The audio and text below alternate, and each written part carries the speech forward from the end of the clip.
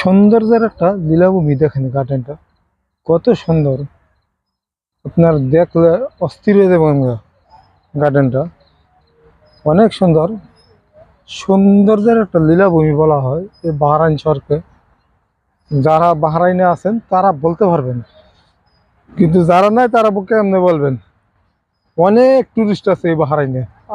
প্রতি বছর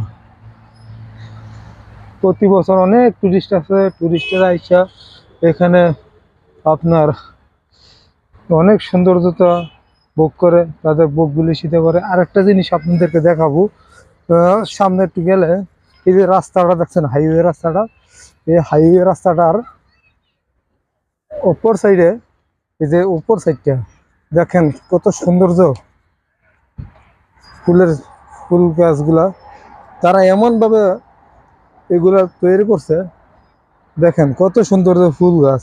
এগুলো আমার দেশের মতো না ভাই, বাহরাইনের হাইওয়ে আর এই দেশের হাইওয়ে বহুত পার্থক্যটা আছে। দেখছেন কত সুন্দর ফুল গাছ। আমি এগুলো দেখে অনেক সময় মুগ্ধ হয়ে যাই। এটা যদি আমার বাংলাদেশের মতো হইতো, বাংলাদেশ না কত সৌন্দর্য দেখা যাইতো। এখন এখন যে জায়গাটা দাঁড়াইছি দেখছেন, হাইওয়ে রোডের পাশে কত পরিষ্কার, কোনো কোনো প্রকার একটা কাঁচড়া পাইবেন না মাটিতে। এখানে বসে আপনি গল্প করতে পারবেন। এখানে অনেক ফ্যামিলি আছে আমার, বিশেষ করে আমার পিছনে ছায়া দেখবেন অনেক ফ্যামিলি আছে। ওই যে দেখছেন ফ্যামিলিরা বসে এনে গপসপ করে। কিন্তু বাহরাইন, আমি বাহরাইনের সৌন্দর্য আপনাদের কীভাবে বলাবো। একটা সুন্দর দেশ, সেরকম দেশ। ওকে, তো বেশি বেশি করে বাহরাইনের যদি ভিডিও আপনাদের সাথে পরে বেশি বেশি করে শেয়ার করবেন।